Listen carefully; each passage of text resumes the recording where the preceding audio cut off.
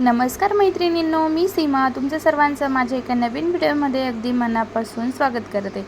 तर फ्रेंड्स, तुम्ही पण जर ब्लाऊज शिवत असताल किंवा मशीन काम शिलाई काम करत असताल तर तुमच्यासाठी हा व्हिडिओ खूप आणि खूप हेल्पफुल आहे।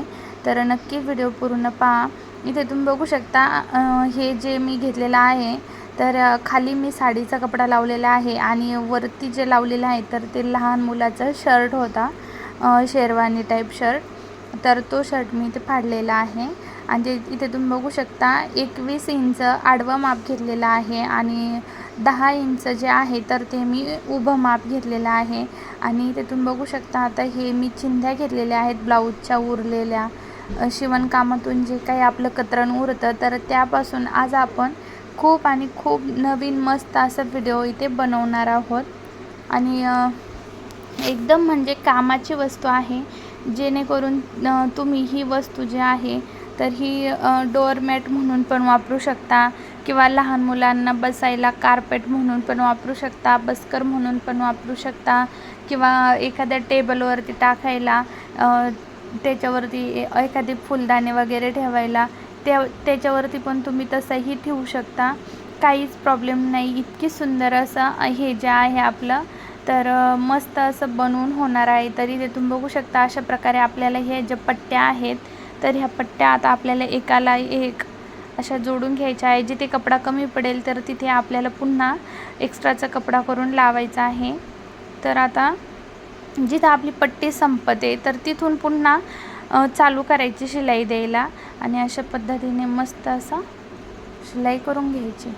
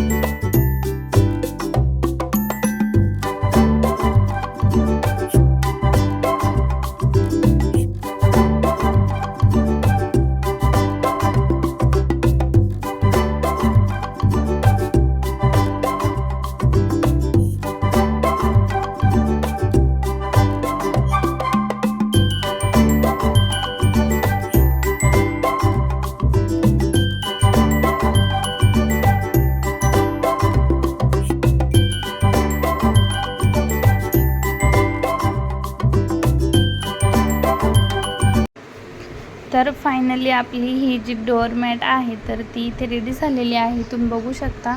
आणि तुम्ही सर्वांनी वेळात वेळ काढून हा व्हिडिओ इथपर्यंत बघितला तर तुमचे सर्वांचे अगदी मनापासून आभार.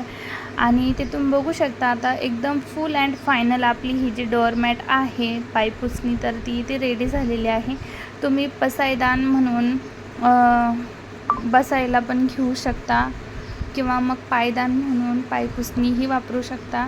कसा वाटला आजचा व्हिडिओ नक्कीच कमेंट करून सांगा. आणि उद्या पुन्हा भेटूया 12 वाजता अशाच एका नवीन व्हिडिओसोबत.